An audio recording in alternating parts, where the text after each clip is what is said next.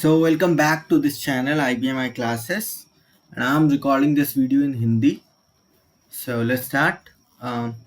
इस वीडियो में हम डिस्कस करेंगे ट्रिगर प्रोग्राम आरपीजी। बेसिकली यहाँ पर हम आरपीजी लीड ट्रिगर प्रोग्रामिंग पर डिस्कशन करेंगे। तो इस वीडियो में हम पूरा एक आरपीजीएली एक फिजिकल फाइल पर ट्रिगर कैसे इन्वोक करते हैं और इनबिल्ट करते हैं और ट्रिगर प्रोग्रामिंग किस तरह से करते हैं ये डिस्कशन करेंगे। सो मैं स्टार्ट कर रहा हूँ बेसिक इंट्रोडक्शन से। तो let's start. So first thing is what is triggers. So triggers क्या हैं? ट्रिगर एक यूज़र के द्वारा लिखे गए ऐसे प्रोग्राम्स हैं जो कि डेटाबेस टेबल मतलब आपकी फिजिकल फाइल पीएफ से रिलेट होते हैं, एसोसिएट होते हैं, मतलब कि लिंक होते हैं या कह लें। तो आपकी कोई टेबल होगी pf1 फॉर एग्जांपल, और आपने एक प्रोग्राम लिखा pgm1 और आप ये चाहते हैं कि आपकी pf1 में जब भी कोई डेटा में चेंज हो, चेंज से मेरा मतलब है कि डिलीट, इंसर्ट या अपडेट हो कोई रिकॉर्ड, तो आपका वो प्रोग्राम ऑटोमेटिक कॉल हो, मतलब कि डेटाबेस खुद उसको कॉल करे, ना कि आप उसे कहीं से कॉल करवाएं। राइट? तो इस सिचुएशन को या फिर कहते हैं इस चीज़ को बिल्ड करना, इस फंक्शनैलिटी को बिल्ड करना बोलते हैं ट्रिगर्स। बेसिकली ये ट्रिगर्स हैं। तो DB2 क्या करेगा? DB2 जैसे ही कोई DB2 ट्रिगर्स क्या करेंगे? आपकी टेबल्स को मॉनिटर करते रहेंगे। जैसे ही उसमें कोई चेंज उसे नज़र आएगा वो ट्रिगर फायर कर देगा। ट्रिगर फायर करने से मतलब है कि उस प्रोग्राम को जो कि उस ट्रिगर के उस फाइल के साथ एसोसिएटेड है उसको एग्जीक्यूट कर देगा। राइट? तो आपको कोई भी इसमें हेडेक लेने की ज़रूरत नहीं पड़ेगी कि मुझे उसको कॉल कराना है या कुछ भी कराना है। वो सारी चीज़ें टेक केयर करेगा आपका डेटाबेस, DB2 डेटाबेस इटसेल्फ। तो आगे चलते हैं। अब हम बात करते हैं define trigger on following operation. तो हम ट्रिगर किन ऑपरेशंस पे लगा सकते हैं? चेंज ऑपरेशन पे। चेंज से मेरा मतलब है हमेशा इंसर्ट, डिलीट, अपडेट। बट अब हम रीड अगर ऑपरेशन परफॉर्म कर रहे हैं तो क्या हम रीड ऑपरेशन पे ट्रिगर लगा सकते हैं? हाँ, एक्सटर्नल ट्रिगर मींस कि जो पहले ट्रिगर पीएफ पर जो लगाए जाते थे ट्रिगर, जिन्हें आरपीजीएल ट्रिगर बोलते थे, उस केस में हम रीड ट्रिगर भी लगा सकते हैं। बट अब जो एसक्यूएल टेबल पर ट्रिगर लगते हैं उनमें हम सिर्फ चेंज ट्रिगर लगाते हैं, insert, delete, update. Read trigger नहीं अप्लाई कर सकते उस पर। तो ये जो ऑपरेशन है ये ऑटोमेटिकली एक प्रोग्राम को फायर कर देते हैं उस टेबल से जो एसोसिएट होता है, इन केस इनमें से कोई अगर ऑपरेशन परफॉर्म हुआ है DB2 डेटाबेस टेबल पर। ठीक, यहाँ पर अब हम बात करेंगे trigger monitors database changes and taking action based on data operation. ये हमने पॉइंट डिस्कस कर ही लिया है कि जैसे ही डेटाबेस में कोई भी रिकॉर्ड, इंसर्ट, डिलीट, अपडेट होगा, वैसे ही एक जो एसोसिएटेड प्रोग्राम होगा वो फायर हो जाएगा या एग्जीक्यूट हो जाएगा by the DB2। Triggers activated automatically. तो ये इनके एडवांटेजेस क्या हैं कि ट्रिगर्स को आपको एक्टिवेट नहीं करना पड़ता है, आपको उसकी कहीं से कॉल नहीं करनी है, ना ही कुछ ये हेडेक लेना है कि कब रिकॉर्ड इंसर्ट हो रहा है तो मेरा ये प्रोग्राम कॉल होना चाहिए या कुछ होना चाहिए, activity, set of action perform होने चाहिए। तो ये सब चीज़ें आपका डेटाबेस खुद मैनेज करेगा। तो ये आपका एक एडवांटेज है कि triggers activated automatically, no need to call the program को कॉल करने की कोई ज़रूरत नहीं है। अब कुछ इंपॉर्टेंट पॉइंट्स ट्रिगर्स के लिए। सबसे पहला कि अगर एक बार ट्रिगर क्रिएट हो गया इन प्लेस, मतलब आपने बिल्ड कर दिया, किसी टेबल पर ट्रिगर लगा दिया आपने, तो उसे फिर कोई स्टॉप नहीं कर सकता है। जब भी कोई चेंज ऑपरेशन परफॉर्म होगा उस टेबल पर तो वो ट्रिगर ऑटोमेटिकली DB2 इन्वोक कर देगा या एग्जीक्यूट कर देगा, तो आप उसको फिर स्टॉप नहीं कर सकते हैं।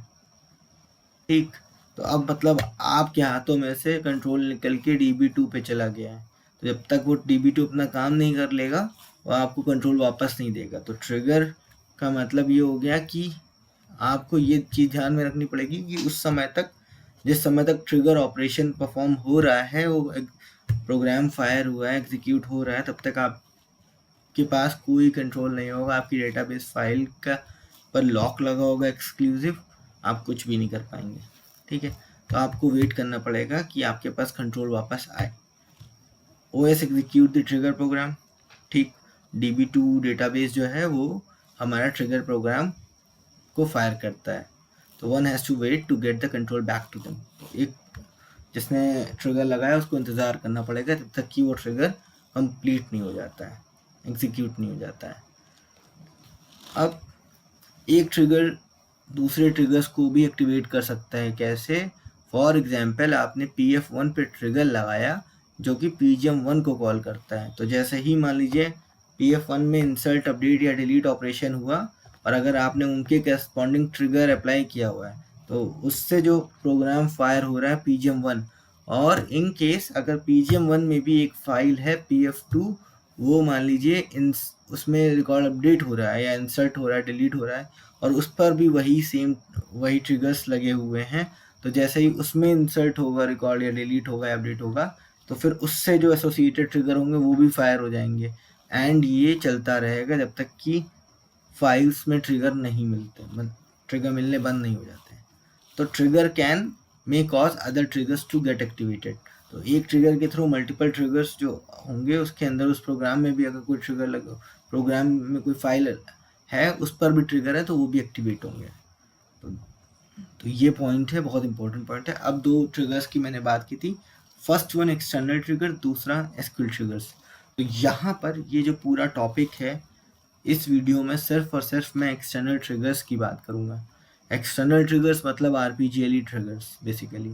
तो हम हमेशा एक्सटर्नल ट्रिगर्स फिजिकल फाइल पर लगाते हैं।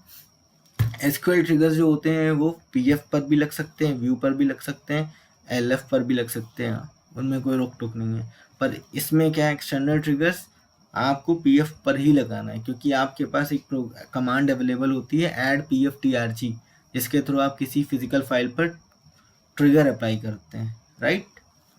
तो और एक्सटर्नल ट्रिगर जो मैंने बोला था कि उस पर इंसर्ट, अपडेट, डिलीट और रीड ट्रिगर लगाए जा सकते हैं, पर एसक्यूएल में सिर्फ इंसर्ट, अपडेट, डिलीट ट्रिगर ही अप्लाई हो सकते हैं।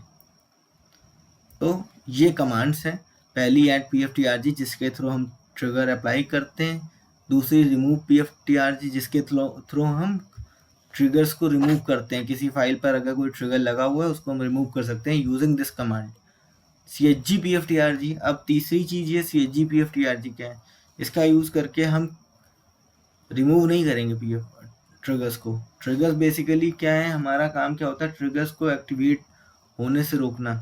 या तो हम उनको रिमूव कर दें यूजिंग रिमूव PF_TRG कमांड, या फिर हम उन्हें डिसेबल कर दें और बाद में जब हमारी मर्जी हो या हमारी रिक्वायरमेंट हो हम उन्हें एनेबल कर लें। तो अगर हम CHG PF_TRG कमांड का यूज़ करेंगे तो हम अपने फाइल पर लगे हुए ट्रिगर्स को डिसेबल कर देंगे। तो जब भी इंसर्ट, अपडेट, डिलीट या जो भी ऑपरेशन होगा जिस पर वो ट्रिगर लगे हुए हैं वो नहीं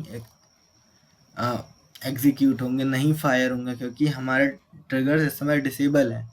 तो वो हमने किया कैसे, CHG PF_TRG कमांड का यूज़ करके, और इसी कमांड का यूज़ करके हम उनको वापस से एनेबल भी कर सकते हैं। ठीक, तो ये तीन इंपॉर्टेंट कमांड हैं जो कि एक्सटर्नल ट्रिगर के केस में यूज़ होती हैं, जिसको हम इस वीडियो में डिस्कस कर रहे हैं।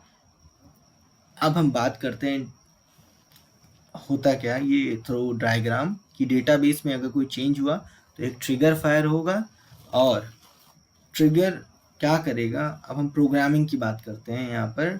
तो प्रोग्रामिंग के टर्म में अगर हम बात करें तो हम एक RPGLE प्रोग्राम या SQL RPGLE प्रोग्राम भी लिख सकते हैं बेस्ड ऑन माई नीड, मेरी नीड पर है ये, कि अगर मुझे उसमें SQL स्टेटमेंट्स का यूज़ करना है, SQL स्टेटमेंट्स का यूज़ मैं किसी प्रोग्राम में कर सकता हूँ, तो ये मेरे ऊपर है। ठीक, तो मैं SQL RPGLE प्रोग्राम लिखूँगा या RPGLE प्रोग्राम लिखूँगा, वो भी मेरे ऊपर है। अब जैसे ही वो ट्रिगर फायर होगा वो दो चीज़ें उस प्रोग्राम को पास करता है, प्रोवाइड कराता है। दो चीज़ें बोल लें या फिर दो पैरामीटर्स बोल लें, ठीक है।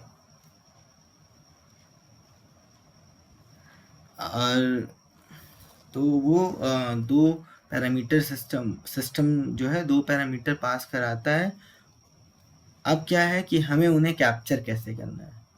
तो वो 2 पैरामीटर हैं क्या जो हम अपने प्रोग्राम में कैप्चर करेंगे जब हमारी डेटाबेस पर जिस फाइल पर ट्रिगर लगा हुआ है, और जब वो ट्रिगर एग्जीक्यूट होता है तो वो हमें ट्रिगर बफर मतलब उसमें सारी फाइल, लाइब्रेरी, मेंबर, सारी इंफॉर्मेशन होती है, आरआरएन, और इसके अलावा बिफोर इमेज, आफ्टर इमेज की इन सब चीज़ों की इंफॉर्मेशन हम उसके थ्रू फेच कर सकते हैं। और ट्रिगर बफर उसकी लेंथ, जो भी उसकी लेंथ होगी, इतनी लेंथ का ट्रिगर बफर भेजा है वो।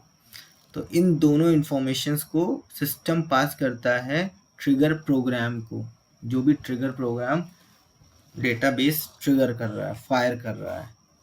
फॉर एग्जांपल आपके केस में PF1 पे लगा हुआ है ट्रिगर और PGM1 को फायर करता है, तो PGM1 में अगर आप चाहें तो अपने अकॉर्डिंगली उन दोनों इन दोनों पैरामीटर्स को कैप्चर कर सकते हैं। बहुत से लोग इसको नहीं करते हैं क्योंकि उन्हें शायद रिक्वायरमेंट नहीं होती, उन्हें कुछ और स्टेप्स करने होते हैं। बट अगर हम चाहते हैं कि हमारा ट्रिगर प्रोग्राम में हम ट्रिगर्स की हैंडलिंग करें बाकायदा, कि इंसर्ट पर ये हो, डिलीट पर ये हो, अपडेट पर ये हो, और हम एक ही प्रोग्राम में सब कुछ करना चाहते हैं, सारे ऑपरेशन, देन वी शुड, हमें ये चीज़ें एक्सेप्ट करनी चाहिए। और हम इनको कैसे करेंगे वो हम इस वीडियो में आगे बात करेंगे भी। अब हम बात करते हैं ट्रिगर बफर की। अब ये ट्रिगर बफर क्या है? ट्रिगर बफर में अभी हमने बताया कि आपको सारी इंफॉर्मेशन मिलेंगी उस फाइल से रिलेटेड, जिस फाइल में ट्रिगर लगा हुआ है उसमें क्या ऑपरेशन परफॉर्म हुआ, क्या क्या हुआ, सारी इंफॉर्मेशन, बिफोर, आफ्टर इमेज, सब कुछ मिलेगा आपको। अब यहाँ पर 2 तरीके के एरिया होते हैं, स्टैटिक और डायनामिक एरिया। स्टैटिक मतलब जो कि चीज़ें रिजर्व स्टैटिक हैं, कि यहाँ पर यही आएगा, हमें मिलेगी इन्फॉर्मेशन किसी पर्टिकुलर लेंथ या किसी पर्टिकुलर पोजीशन पर हमें कुछ वैल्यूज मिलेंगी स्टैटिक। कहीं पर डायनामिक है और कुछ ब्लैंक भी रखे हुए हैं, रिजर्व फील्ड हैं, जैसे कि यहाँ पर आप देख सकते हैं कि सेकंड उसमें रो में 2 सेकंड और लास्ट वन ब्लैंक है, तो वो रिजर्व है, IBM ने रिजर्व किए हुए हैं फ्यूचर यूज़ के लिए। अब हम बात करते हैं कि सबसे पहले हमें PF मिलेगी, फाइल का नाम मिलेगा, फिर मुझे लाइब्रेरी का नाम मिलेगा। तो इस ट्रिगर बफर मतलब ट्रिगर बफर में इतनी सारी चीज़ें मुझे मिल रही, तो साफ सी बात है कि ये एक DS होगा। तो इस DS में हमें PF file name, library name, member name, उस फाइल में जो मेंबर हम यूज़ कर रहे हैं, हो सकता है कि मेंबर का नाम दूसरा हो, फाइल का नाम PF1 है, और जब हमने फाइल बनाई तो हमने उसका मेंबर का नाम रखा है member1, तो ये डिफरेंस हो सकता है। ट्रिगर इवेंट मिलेगा। ट्रिगर इवेंट मतलब कि कौन सा इवेंट हुआ है, इंसर्ट, अपडेट, डिलीट या रीड। ट्रिगर टाइम, किस टाइम, बिफोर या आफ्टर, मतलब before insert, before update, before delete, या आफ्टर इंसर्ट, आफ्टर डिलीट या आफ्टर अपडेट, या फिर आफ्टर रीड। रीड के केस में कभी भी बिफोर पर ट्रिगर नहीं लगता, बिफोर रीड कोई ट्रिगर नहीं लगता है, हमेशा आफ्टर रीड ट्रिगर अप्लाई होता है RPGL ट्रिगर्स के केस में, और SQL ट्रिगर्स के केस में तो अप्लाई ही नहीं होता रीड ट्रिगर। और यहाँ पर कमिटमेंट लॉक लेवल, जो कि हम कंपाइल टाइम पर मेंशन करते हैं, प्रोग्राम को कंपाइल करते समय हम कमिटमेंट लेवल स्पेसिफाई कर सकते हैं, star none, star change, star CS, और भी ऑप्शंस हैं, तो वो हम स्पेसिफाई कर सकते हैं। उसके करस्पॉन्डिंग यहाँ पर वैल्यू इन्फॉर्मेशन हमारे पास अवेलेबल होती है। CCS ID हमें अवेलेबल होती है कि जो डेटा हमारी फाइल में उसकी CCS ID क्या सेट है, 37 सेट है, 65535 सेट है, DBCS CCS ID है, या कोई और CCS ID है, तो ये इंफॉर्मेशन हमें यहाँ मिलती है। फिर हमें RRN उसका मिलता है कि किस RRN पर वो रिकॉर्ड इंसर्ट हो रहा है, या डिलीट हो रहा है या अपडेट हो रहा है, वो RRN, उस फाइल का उस RRN की इंफॉर्मेशन हमें पास होती है। ये दोनों चीज़ें रिजर्व होती हैं। इसके बाद हमें ओल्ड रिकॉर्ड और न्यू रिकॉर्ड मिलता है। ओल्ड रिकॉर्ड और न्यू रिकॉर्ड क्या है, तो हम यहाँ पे इसकी आके बात करते हैं, पेज फॉरवर्ड कर रहे हैं। ओल्ड रिकॉर्ड और न्यू रिकॉर्ड में यही ओल्ड रिकॉर्ड में भी आता है, यही न्यू रिकॉर्ड में भी आता है। तो ओल्ड रिकॉर्ड का ऑफसेट, ओल्ड रिकॉर्ड की लेंथ, ऑफसेट की length, null map offset, null map length. इसी तरीके से new record offset, new record offset length, new record null map offset, new record null map offset length.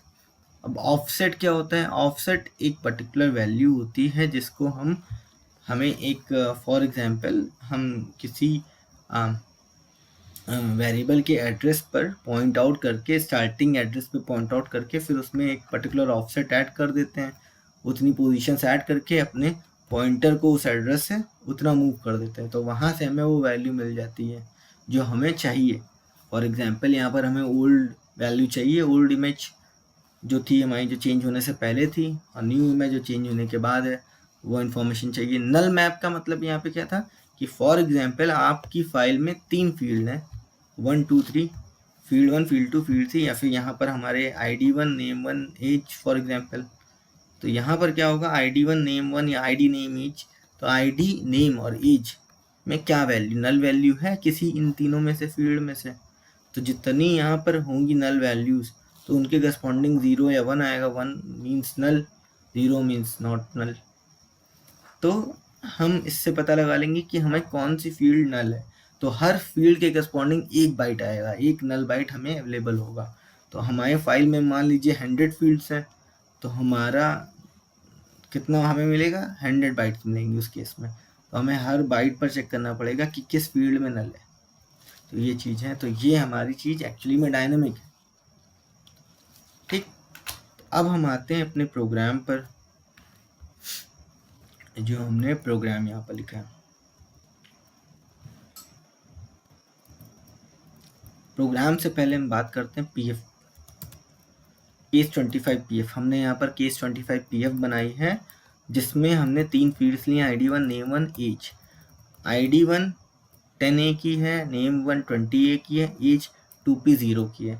अब आप इसमें देख सकते हैं हमने कीवर्ड यूज़ किया है एज के साथ अलाउ नल। मीन्स अगर हम ये कीवर्ड यूज़ ना करें और बाय डिफ़ॉल्ट इस पीएफ को क्रिएट करें, तो हमारी जो जो फाइल क्रिएट होती है उसमें डिफ़ॉल्ट वैल्यूज़ जो होती हैं, अगर हम फॉर एग्जांपल ड्यूरिंग इंसल्ट कराते वक्त इंसल्ट इनटू दिस फाइल, और हम सेलेक्ट करते हैं ID1 नेम 1, ठीक, तो हम ID1 नेम 1 अगर सेलेक्ट करते हैं और एज सेलेक्ट नहीं करते हैं, और हमने वहाँ पर एज में कोई वैल्यू नहीं दी है, अगर यहाँ पे हम अलाउ नल कीवर्ड यूज़ ना करते, तो यहाँ पर जो डिफ़ॉल्ट वैल्यू सेट होती नॉट नल और डिफ़ॉल्ट ब्लैंक या 0 करस्पॉन्डिंग टू कैरेक्टर फील्ड और न्यूमेरिक फील्ड होती। पर हमने अलाउ नल सेट कर दिए, तो इस फील्ड में अगर हमने वैल्यू नहीं दी तो वहाँ पर नल वैल्यू आएगी, 0 वैल्यू नहीं आएगी। या यहाँ पे अगर कैरेक्टर होता तो ब्लैंक वैल्यू नहीं आती, तो यहाँ पे नल वैल्यू आएगी। और हमने ये एग्जाम्पल इसलिए लिया ताकि हम जो नल मैप ऑफसेट की बात कर रहे थे, यहाँ पर नल मैप ऑफसेट की बात जो कर रहे हैं, इसका डेमो हम दे सकें यहाँ पर। इसकी इंफॉर्मेशन एक्चुअली में क्या है आपको प्रैक्टिकली समझ में आ सके, इसलिए हम इसकी बात कर रहे हैं। तो हमने ये 3 फील्ड ली हैं, जिसमें से एक फील्ड में हम नल वैल्यू इंसर्ट कर सकते हैं, 2 में नहीं होंगी। तो अब हम सबसे पहले बात करते हैं कि हम इस पे फॉर एग्जांपल हमने अगर कोई ट्रिगर लगाया हुआ, हम यहाँ पे सबसे पहले रिमूव कर देते हैं सारे ट्रिगर्स इसमें से। Remove PF_TRG case 25 PF star all सारे ट्रिगर्स में हटा रहा हूँ। ट्रिगर्स रिमूव फ्रॉम फाइल, तो सारे ट्रिगर जितने थे वो हट गए। तो हमारी फाइल पर ये इंसर्ट, अपडेट, डिलीट और रीड ट्रिगर लगा हुआ था, तो जो हमने हटा दिए हैं चारों के चारों ट्रिगर। अब हम फिर से ट्रिगर अप्लाई करेंगे इस पर। सबसे पहले हम ऐड PF_TRG कमांड का यूज़ करेंगे। तो यहाँ पर हमने केस 25 PF ली है, लाइब्रेरी है IBMI क्लास 1। ट्रिगर का टाइम क्या होगा, यहाँ पर स्टार बिफोर या स्टार आफ्टर। अगर हम यहाँ पर F4 लें तो हम यहाँ पर स्टार आफ्टर सेट करते हैं। ट्रिगर इवेंट क्या होगा, यहाँ पर हम इंसर्ट, डिलीट, अपडेट, रीड लगा सकते हैं। स्टार इंसर्ट किस प्रोग्राम को कॉल करेगा, इस ट्रिगर, जब ये ट्रिगर एग्जीक्यूट होगा तो कौन सा प्रोग्राम कॉल होगा। फॉर एग्जांपल मेरे केस में केस 25 प्रोग्राम है IBMI क्लास 1 लाइब्रेरी में, जो कि ट्रिगर होगा। रिप्लेस ट्रिगर, अगर कोई एग्जिस्टिंग ट्रिगर सेम नाम से लगा हुआ है तो उसको रिप्लेस कर दो, यस।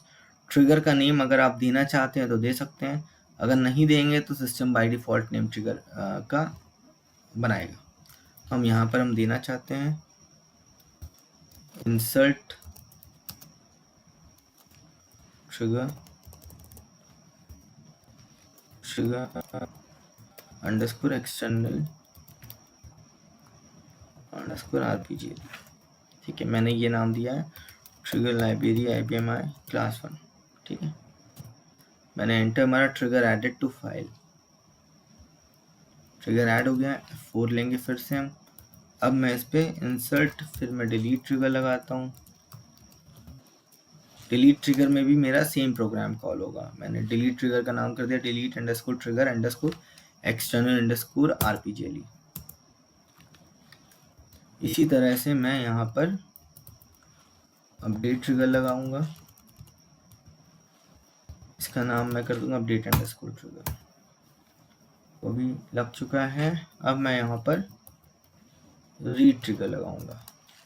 तो मैंने जो बात कही थी कि बिफोर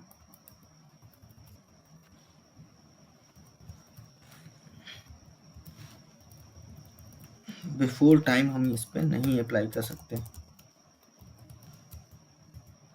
तो trigger time before not allowed with trigger event star read, ये है यहाँ पर रिस्ट्रिक्शन। हम स्टार आफ्टर के साथ अप्लाई करेंगे रीड को, और हमारा रीड ट्रिगर भी लग गया।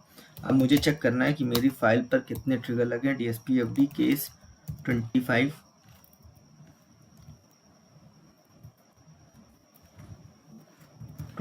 PF IBMI class 1। टाइप में मैं दूंगा type of information will be this one trigger star TRG।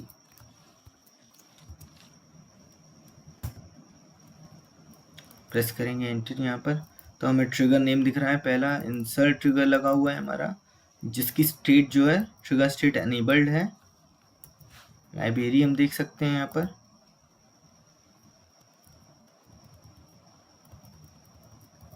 फिर दूसरा अपडेट ट्रिगर है, वो भी एनेबल्ड है।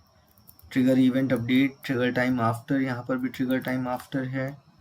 तीसरा ट्रिगर है डिलीट ट्रिगर है हमारा, एनेबल्ड है, आफ्टर लगा हुआ है, और इसमें भी केस 25 कॉल होगा, इसमें भी केस 25 प्रोग्राम कॉल हो रहा है सब में। इसी तरीके से रीड है, रीड में भी हमारा ये भी एनेबल्ड है, रीड ट्रिगर है, आफ्टर है, और केस 25 प्रोग्राम कॉल हो रहा है। ये सब इंफॉर्मेशन हमें दिखी। तो हमारी फाइल पर अब 4 ट्रिगर लग चुके हैं, इंसर्ट, डिलीट, अपडेट और रीड। अब इसके बाद बात आती है कि जो हमारा प्रोग्राम कॉल होगा यहाँ से, उसकी हम बात करते हैं कि हमने प्रोग्राम लिखा है। तो अब इस प्रोग्राम में हम ट्रिगर बफर और ट्रिगर बफर लेंथ को कैप्चर करेंगे, और हम कैसे करना है ये हमने स्टेप्स यहाँ लिखे हैं। ये 6 स्टेप्स हैं। तो सबसे पहला स्टेप है जो कि हमें परफॉर्म करना है, define trigger buffer as DS।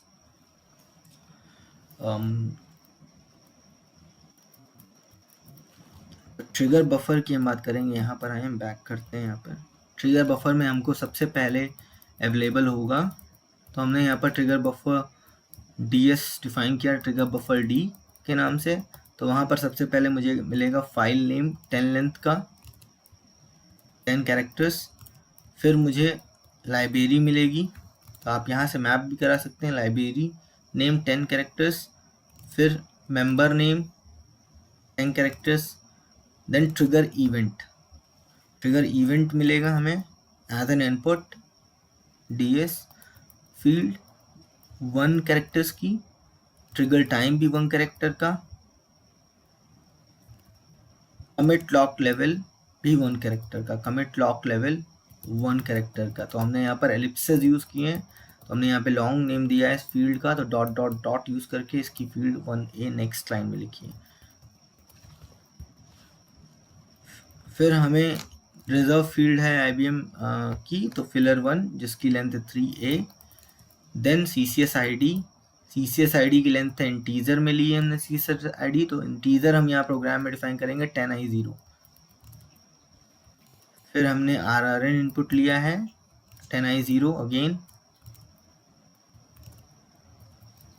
फिर फिलर 2 है हमारा, ये दूसरा जो IBM फॉर फ्यूचर यूज है फिलर 2, वो भी 10i0 का है। देन उसके बाद हमारा ओल्ड रिकॉर्ड और न्यू रिकॉर्ड की बात होती है। तो अब ओल्ड रिकॉर्ड में old record offset, old record length, null map offset, null map length, ये 4 चीज़ें थी ओल्ड रिकॉर्ड में। तो ओल्ड रिकॉर्ड में old record offset, old record length, old null offset, old null length, तो ये 4 चीज़ें हैं, इनकी बात करेंगे। ये भी इंटीजर है, ये भी इंटीजर है, ये भी इंटीजर है और ये भी इंटीजर है। ठीक इसी तरीके से new record offset, new record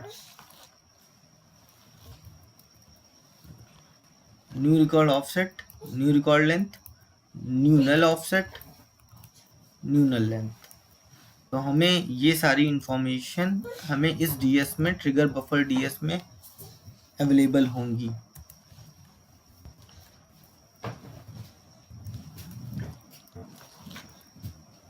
इसके बाद हम दूसरी जो इंफॉर्मेशन कैप्चर कर रहे हैं वो ट्रिगर बफर लेंथ है। ट्रिगर बफर लेंथ डी में तो उसकी भी जो लेंथ होगी इंटीजर होगी 10i0 यहाँ पे। अब हमारी बात आती है सेकंड स्टेप, थर्ड स्टेप की। तो पहला स्टेप था हमें डिफाइन करना है ट्रिगर बफर डीएस अपने प्रोग्राम में, जो हमने डिफाइन किया। उसके बाद हमने ट्रिगर बफर लेंथ डिफाइन की यहाँ पर इस डीएस के बाद। Next thing is like define old record and new record. अब हमें इस ओल्ड रिकॉर्ड और न्यू रिकॉर्ड को डिफाइन करना है, क्योंकि अगर हम देखें यहाँ पर तो हमें ओल्ड रिकॉर्ड में क्या मिल रहा है, ओल्ड रिकॉर्ड ऑफसेट मिल रहा है, ओल्ड रिकॉर्ड लेंथ मिल रहा है, old null offset, old null length. तो हमें ऑफसेट वैल्यू मिल रही है, ना कि हमें डेटा मिल रहा है। तो हमें चाहिए ओल्ड इमेज और न्यू इमेज डेटा की। तो ओल्ड इमेज कब अवेलेबल होगी हमें, जब भी हमारा या तो रीड ऑपरेशन होगा या अपडेट ऑपरेशन होगा, इंसर्ट के केस और डिलीट ऑपरेशन होगा। इंसर्ट के केस में हमेशा मुझे न्यू इमेज मिलेगी और अपडेट में भी न्यू मिलेगी। तो इंसर्ट में न्यू मिलेगी, डिलीट में ओल्ड मिलेगी, अपडेट में दोनों ही मिलेंगी और रीड में ओल्ड मिलेगी इंफॉर्मेशन। अब हम यहाँ पर ओल्ड रिकॉर्ड डीएस को डिफाइन करेंगे और न्यू रिकॉर्ड डीएस को। अब ओल्ड रिकॉर्ड डीएस और न्यू रिकॉर्ड डीएस जो हमारे हैं वो हमने एक्सटर्नली डिस्क्राइब कर दिए इस फाइल पर जिस पर हमारे ट्रिगर लगा हुआ है। तो आपके केस में जो भी फाइल होगी आप यहाँ पर वो मेंशन करेंगे। तो आप ext नेम के अंदर उस फाइल का नाम देंगे, जैसे कि यहाँ पर case25pf है जिस पर हमारा ट्रिगर अप्लाई है, और यहाँ पर ओल्ड रिकॉर्ड के लिए भी वही फाइल होगी और न्यू रिकॉर्ड के लिए भी वही फाइल होगी सेम। बट हम उनकी फील्ड्स को डिफरेंशिएट कैसे करेंगे, तो इसके लिए हमारे पास प्रेफिक्स कीवर्ड अवेलेबल है आरपीजीएलई प्रोग्रामिंग में। तो हम प्रेफिक्स हम लगाएंगे इस पर। तो हमने यहाँ पे प्रेफिक्स ओल्ड दे दिया, यहाँ पर न्यू दे दिया। तो फॉर एग्जांपल अगर फील्ड है ID1 तो फील्ड यहाँ पर हो जाएगी ओल्ड ID1, यहाँ पर हो जाएगी न्यू ID1। अब ये जो डीएस हैं जो कि एक्सटर्नल फाइल पर बेस्ड हैं, एक्सटर्नली डिस्क्राइब डीएस हैं, राइट, एक्सटर्नल फाइल डीएस होगा ये। अब ये इनको हमने क्या किया है, इन पॉइंटर पर बेस करा दिया है। तो अब इन डीएस की वैल्यू पॉपुलेट कैसे होगी, इन पॉइंटर्स की वैल्यू पर, एड्रेस पर। तो इसमें जो भी एड्रेस होगा ओल्ड रिकॉर्ड पॉइंटर या न्यू रिकॉर्ड पॉइंटर में, ओल्ड रेक पॉइंटर और न्यू रेक पॉइंटर में जो भी एड्रेस होगा तो उसकी जो वैल्यू होगी वो बेसिकली डिनोट कर रही होगी ओल्ड रिकॉर्ड को और वो डिनोट कर रही होगी न्यू रिकॉर्ड को। तो अगर हम देखें तो ये हमारी डायनामिक हो गया बिल्कुल। तो हमारी फील्ड, अब कोई भी फाइल आए यहाँ पर, मे बी उसमें 10 फील्ड हो या 50 फील्ड हो, तो हमें यहाँ पर लेंथ मेंशन नहीं करनी है कि 50 फील्ड हैं और सारी 10 लेंथ की है। तो हमने काउंट किया 50 × 10 500 और हमने 500 लेंथ यहाँ पर मेंशन, हमने कुछ ऐसा नहीं किया, डिफाइन किया। हमने सिंपल ओल्ड रिकॉर्ड और न्यू रिकॉर्ड को सीधे फाइल पर बेस कर दिया है, एक्सटर्नल फाइल डेटा स्ट्रक्चर बना दिया है और फिर उनको हमने पॉइंटर पर बेस करा दिया ताकि इनकी वैल्यू जो पॉपुलेट होगी वो इन पॉइंटर्स के थ्रू होगी, राइट। अब आती है बात जो हमने मैप की बात की थी, तो यहाँ पर हमें ओल्ड रिकॉर्ड और न्यू रिकॉर्ड मिल जाएगा, मीन्स ये वाला ओल्ड रिकॉर्ड और न्यू रिकॉर्ड मिल जाएगा। अब नल मैप वाली हमको वैल्यू चाहिए, तो उसके लिए हम क्या करेंगे, null maps contain a series of 1 byte, जो कि मैंने बताया था हर फील्ड के लिए 1 बाइट कंटेन करेगा। तो आपकी फाइल में 3 फील्ड है, 5 फील्ड है, तो 5 बाइट हो जाएंगी। तो there is 1 null map byte per field and are grouped in a DS, और वो एक डीएस में ग्रुप होंगी यहाँ पर। तो मेरी फाइल में 3 फील्ड है, ID1, name1, एज, तो मैंने यहाँ पर 3 फील्ड ली है। तो यहाँ पर जब भी आपकी फाइल में जितनी फील्ड होंगी उतना आप टिम में साइज रखेंगे। मैंने यहाँ पर 3 लिया है, आपकी फाइल फील्ड है अगर 10 तो आप यहाँ 10 लेंगे, राइट। और सबकी लेंथ होगी 1 बाइट, 1 तो अभी ओल्ड नल मैप डीएस है और न्यू नल मैप डीएस है, और इसके अंदर जो फील्ड होगी वो ओल्ड नल फील्ड और न्यू नल फील्ड, मतलब या तो 0 होगी या 1 होगी। 0 means not null, 1 means null value. तो उस फील्ड के लिए नल वैल्यू है तो 1 होगी, अगर नॉट नल है तो 0 वैल्यू यहाँ पे होगी। तो हर फील्ड के लिए इंफॉर्मेशन इस एरे में, एरे डीएस में स्टोर हो जाएगी। पर ये इंफॉर्मेशन पॉपुलेट कहाँ से होगी, इस बेस्ड पॉइंटर के थ्रू, ओल्ड नल पॉइंटर और न्यू नल पॉइंटर। तो ओल्ड नल पॉइंटर और न्यू नल पॉइंटर के थ्रू हमारी वैल्यू पॉपुलेट होंगी। अब हमारा क्या काम हो गया है यहाँ पे, पहला काम हो गया था ट्रिगर बफर डीएस डिफाइन कर लिए, ट्रिगर बफर लेंथ डिफाइन कर लिया, old record new record define कर लिया, old and new null maps define कर लिया, ठीक है। अब इसके बाद हम डिफाइन करेंगे इनपुट पैरामीटर्स टू प्रोग्राम, जो कि मेन स्टेप है, क्योंकि ये दोनों पैरामीटर्स हमें एज एन इनपुट चाहिए इस प्रोग्राम में, जिसकी हम यहाँ पर हैंडलिंग कर रहे हैं। ट्रिगर बफर लेंथ को हम इनपुट ले रहे हैं, तो हमने स्टार एंट्री और स्टार एंट्री पैरामीटर जो यूज़ करते हैं जिससे हम इनपुट लेते हैं अपने प्रोग्राम में, उसको रिप्लेस कर दिया है प्रोसीजर प्रोटोटाइप कॉल से, ठीक। तो हमने यहाँ पर मेन प्रोसीजर बना दिया है जो कि इसी प्रोग्राम पर बेस्ड है, केस 25, XCPGMS केस 25, और ये दो इनपुट पैरामीटर्स ले रहा है, लाइक ट्रिगर बफर लेंथ, जो कि किसकी तरीके हैं, like DS trigger buffer D, क्योंकि ये डीएस पर की तरह है, सेम है, तो like DS trigger buffer D, और ट्रिगर बफर लेंथ जो है like trigger buffer length D. इस फील्ड से इसकी जो डेफिनेशन है वो सेम मैच करती है। तो ये PR प्रोटोटाइप हो गया है, प्रोसीजर इनपुट हो गया, जो कि हमें इनपुट मिलेगा यहाँ पर, ठीक है। अब यहाँ पर नेक्स्ट बात आती है 5वीं, define input parameters to program, जो कि हो गया। उसके बाद आती है setting pointers using %ADDR function inbuilt function, ठीक है। तो अब हमने जो डीएस डिफाइन किए थे बेसिकली, तो हमें ट्रिगर बफर डिस्क्रिप्शन ये और ट्रिगर बफर लेंथ हमें अवेलेबल होगी हमारे प्रोग्राम को फ्रॉम दी ट्रिगर से, ठीक। तो हमने जो ओल्ड रिकॉर्ड जो फाइल पर बेस कराए हैं और इस पॉइंटर के थ्रू हम पॉपुलेट करा रहे हैं, ओल्ड रिकॉर्ड पॉइंटर और न्यू रिकॉर्ड पॉइंटर के थ्रू, ये हमें चाहिए। तो हम बेसिकली जो पॉइंटर सेट करेंगे वो ये old record pointer, new record pointer, ताकि हमारी ओल्ड रिकॉर्ड और न्यू रिकॉर्ड पॉपुलेट हो वैल्यू, मतलब ये डीएस पॉपुलेट हो, और ओल्ड नल पॉइंटर और न्यू नल पॉइंटर डिफाइन करेंगे ताकि ओल्ड नल मैप और न्यू नल मैप हमारे पॉपुलेट हो जाए डीएस। तो नेक्स्ट काम हमारा यही है। तो उससे पहले हम एक बात जान लेते हैं, कुछ इंपॉर्टेंट पॉइंट्स हैं जो कि हमने यहाँ पर हमने देखा कि जो वैल्यूज़ आएंगी हमारे डीएस में, तो कमिटमेंट लॉक लेवल जो है वो 0 होगा, वैल्यू उसकी 0 होगी। अगर हमने star none commit level set किया है कंपाइलेशन के टाइम पे, 1 होगा अगर स्टार CHG सेट किया है, 2 होगा अगर स्टार CS सेट किया है, 3 होगा अगर स्टार ऑल सेट किया है। फिर ओल्ड और न्यू रिकॉर्ड नल बाइट मैप 0 या 1 होगी, नॉट नल या नल होगी, ये मैंने आपको बता दिया है। ट्रिगर इवेंट जो है, अगर ये जो ट्रिगर इवेंट है उसकी वैल्यू 1 2 3 4 हमें मिलेगी, अगर इंसर्ट हुआ है तो 1 मिलेगी, डिलीट ऑपरेशन हुआ है उस फाइल पे तो 2 मिलेगी, अपडेट हुआ है तो 3 मिलेगी, रीड ऑपरेशन परफॉर्म हुआ है तो 4 मिलेगी। इसी तरीके से ट्रिगर टाइम हमें मिलेगा 1 अगर हमारा after insert, after delete, after update, after read operation perform हुआ है, ट्रिगर लगे हुए हैं तो 1 मिलेगी। तो हमारे केस में सारे आफ्टर लगे हुए हैं तो हमें 1 वैल्यू मिलेगी। अगर हमें बिफोर लगे होते before update, before insert, before delete लगे होते हैं तो हमें ट्रू वैल्यू मिलती, क्योंकि before insert, before update, before delete लगे होते तो हमें ट्रू वैल्यू मिलती। और रीड के केस में बिफोर वाला हमारा ट्रिगर नहीं लगता है, जो हमने आपको दिखाया था डेमो में। तीसरा है, तीसरी वैल्यू 3 आती है अगर इंस्टेड ऑफ चेंज ऑपरेशन होता। तो इंस्टेड ऑफ चेंज ऑपरेशन हमारा एसक्यूएल के केस में होगा जब हम व्यू पर ट्रिगर लगाएंगे, टेबल पर नहीं, व्यू पर ट्रिगर लगाएंगे, तो वो एसक्यूएल के केस में ही कर सकते हैं, यहाँ पर नहीं है। तो यहाँ पर 3 वैल्यू कभी नहीं मिलेगी हमें। अब हम आते हैं, तो सबसे पहला काम था हमारा, जो हमें ट्रिगर बफर मिला है, ट्रिगर बफर और ट्रिगर बफर लेंथ, हमने उसको ट्रिगर बफर डी में और ट्रिगर बफर लेंथ डी में मूव करा दिया है। तो हम चाहते तो ये दोनों लाइन ना भी लिखते तो भी चलता, बट उस केस में मुझे क्या करना पड़ता वो मैं बता रहा हूँ आपको।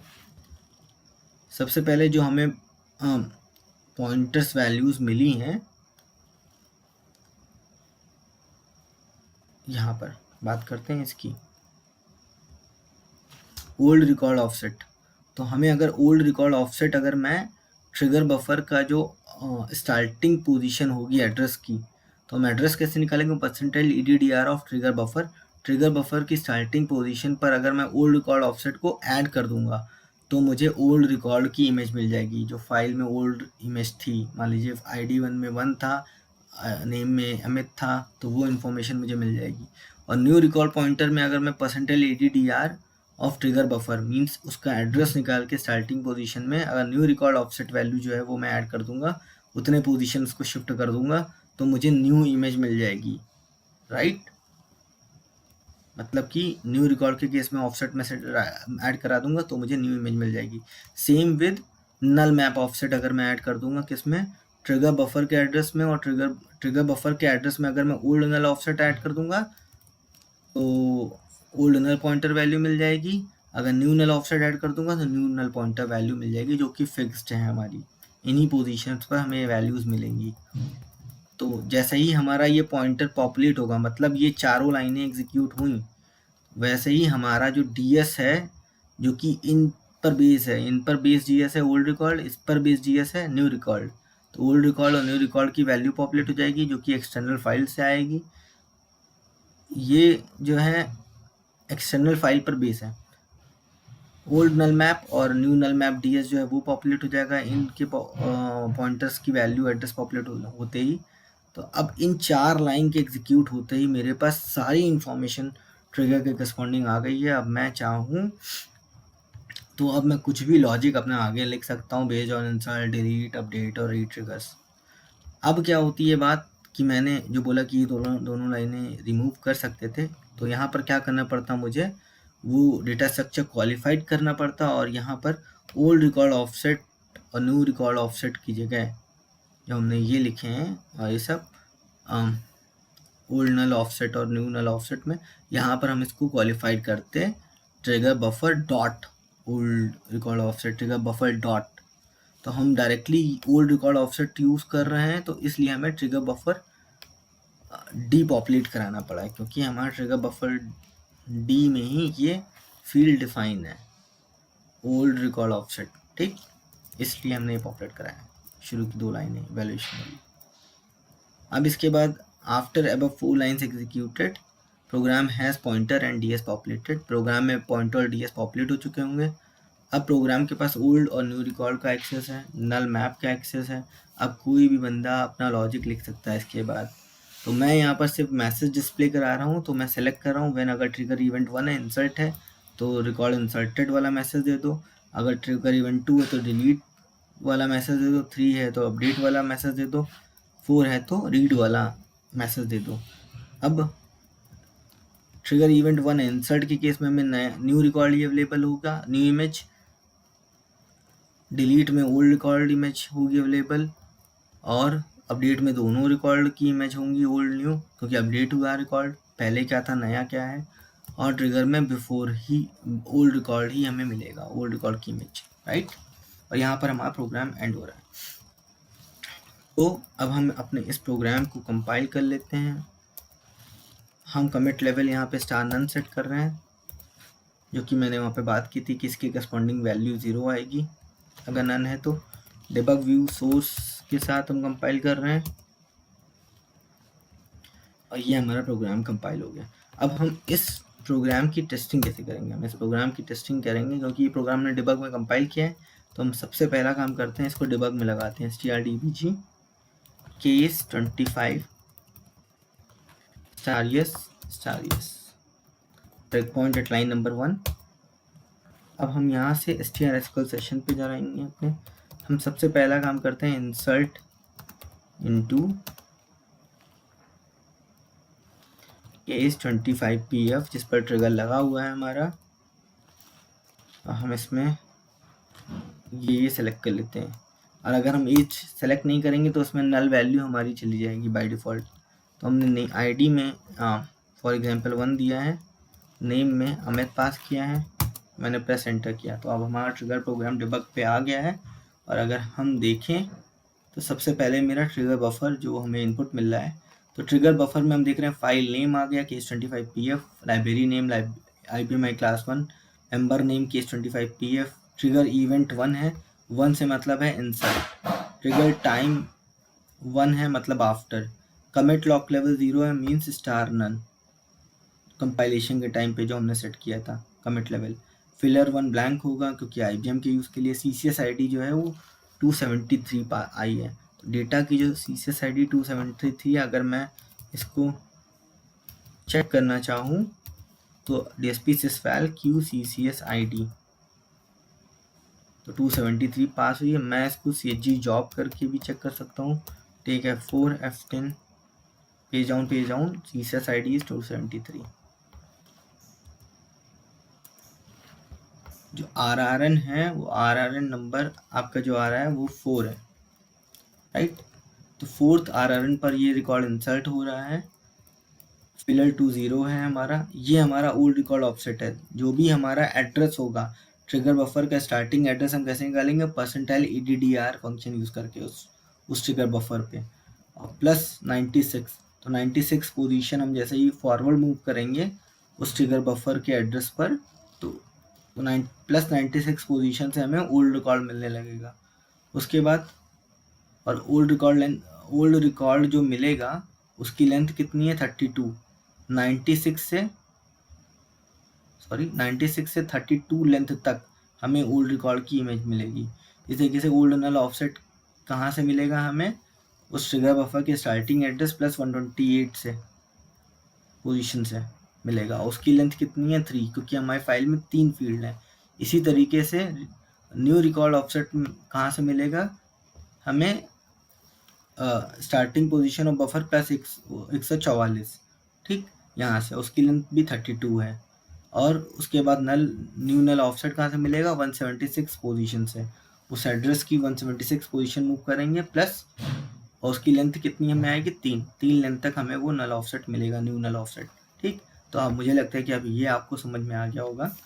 तो लेट्स सी। तो अभी ट्रिगर बफर डी में देखें तो हमारे कुछ भी पॉपुलेट नहीं है। F10 लिया, ये हो गया हमारा ट्रिगर बफर डी भी पॉपुलेट, और ट्रिगर बफर लेंथ डी भी पॉपुलेट हो गया 192। तो लेंथ हमें इतनी मिली थी। अभी हम अगर देखें ओल्ड रिकॉर्ड पॉइंटर जो है तो हमारा नल सेट है, राइट। इसके बाद अगर मैं F10 लूँगा तो ओल्ड रिकॉर्ड ऑफसेट जो था वो 96 वो इसमें ऐड हो गया था, और इसके करंट एड्रेस में और हमें ये एड्रेस मिल गया है, ठीक। और जैसे ही मुझे ये एड्रेस पॉपुलेट हुआ है, तो अगर मैं जाकर चेक करूं ओल्ड रिकॉर्ड, तो मुझे ओल्ड रिकॉर्ड की वैल्यू मिली होगी जो कि अभी कुछ भी नहीं है। क्यों? क्योंकि हमारे इंसर्ट के केस में ओल्ड रिकॉर्ड की वैल्यू हमें नहीं मिलेगी, राइट। इसी तरीके से न्यू रिकॉर्ड में इतना ऑफसेट सेट हुआ था, ऐड हुआ था 144, तो न्यू रिकॉर्ड पॉइंटर हमें मिल गया था। अगर मैं पेज अप करके न्यू रिकॉर्ड चेक करूं तो न्यू रिकॉर्ड में मुझे वैल्यू मिल गई। New ID 1, new name 1 Amit, new age is 0 means यहाँ पर तो ब्लैंक है, पर हम यहाँ से कैसे पता लगाएंगे कि नल वैल्यू है? तो हमें यहाँ पर 0 शो हो रही। तो let's see.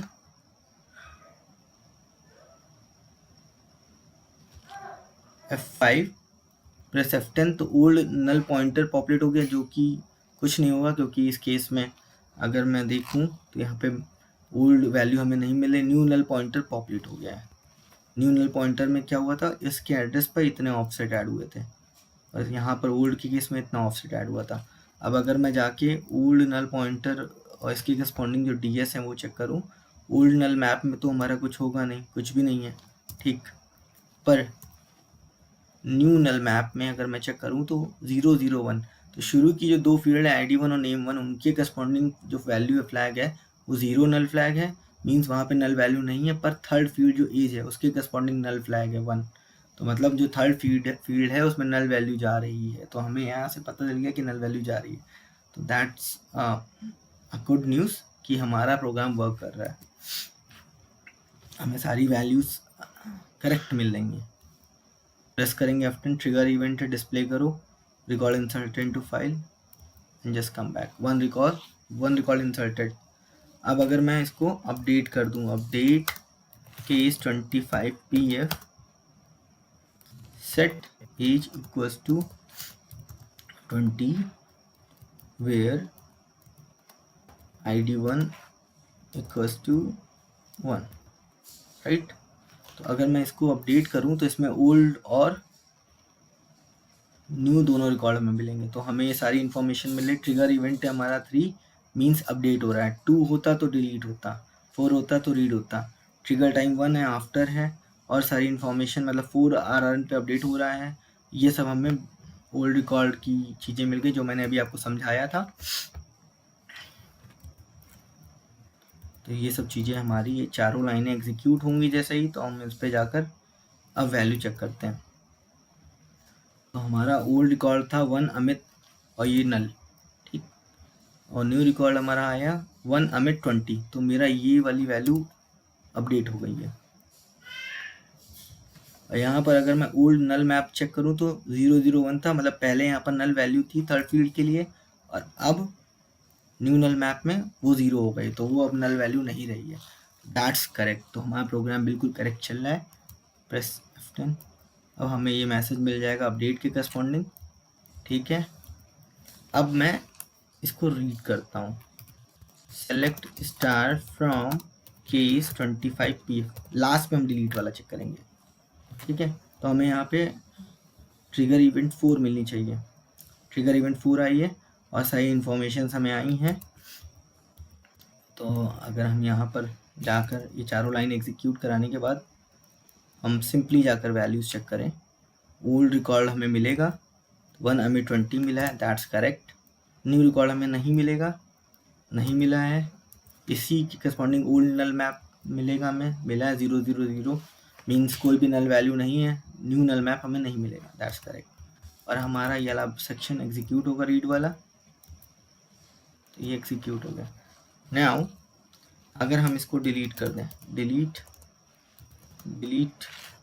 From case 25pf, right, ये क्या, डिलीट के केस में हमें 2 मिलेगा trigger event, that's correct. RRN4 delete हो रहा है और ये हमारी इतनी इन्फॉर्मेशन पॉपुलेट हो गई।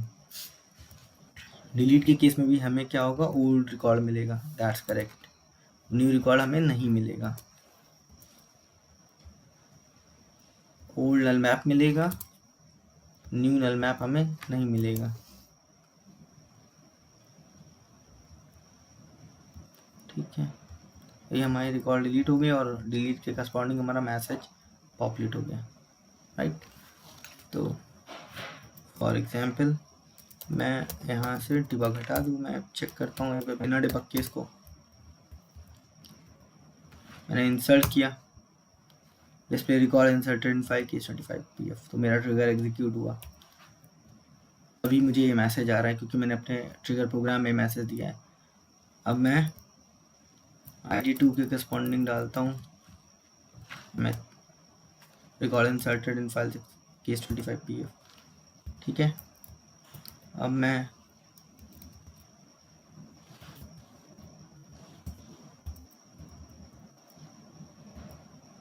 अपडेट पर करता हूँ, मैं दोनों की ही अपडेट करता हूँ, कोई बिना किसी कंडीशन के। तो पहले रिकॉर्ड के लिए ट्रिगर अपडेट हुआ, पहला रिकॉर्ड अपडेट हुआ। अब दूसरे रिकॉर्ड के लिए ट्रिगर फायर हुआ तो दूसरा रिकॉर्ड अपडेट हुआ, क्योंकि हमारे 2 रिकॉर्ड हैं, तो 2 बार ट्रिगर फायर हुआ इसमें। तो बस मैं यही डेमो आपको देना चाहता था। और यहाँ पर इसी तरीके से अगर मैं रीड ऑपरेशन परफॉर्म करूँगा तो 2 ट्रिगर फिर फायर होंगे। Record being read from file this, record being read from file this again, 2 record आ गए मेरे पास। इसी तरीके से अगर मैं इस पर डिलीट ट्रिगर लगाऊंगा तो वो भी 2 बार हमारा चलेगा। Record deleted in file this one, record deleted in file this one, 2 record deleted. तो हमने यहाँ पर पूरा ट्रिगर आरपीजीएल ट्रिगर प्रोग्रामिंग का डेमो देखा विद डिबग विद कोडिंग। और ये इन्फॉर्मेशन जो आपको हमने बताई रिकॉर्ड ट्रिगर बफर और ओल्ड रिकॉर्ड और न्यू रिकॉर्ड की, नल मैपिंग की, ऑफसेट लेंथ क्या होती है, ऑफसेट क्या होता है, ऑफसेट लेंथ क्या होती है, नल मैप ऑफसेट क्या है, नल मैप लेंथ क्या है, पॉइंटर्स में कैसे ऑफसेट ऐड करते हैं और लेंथ की करस्पॉन्डिंग डेटा कैसे। तो ये सब चीज़ें आपने यहाँ पर जानी और पूरा आरपीजीएल ट्रिगर की इंफॉर्मेशन आपको इस इंट्रोडक्शन के साथ, कोडिंग के साथ और डिबग के साथ और बाकायदा सारे केसेस एग्जीक्यूट किए गए। तो इस वीडियो में इतना ही। Thank you and have a nice time.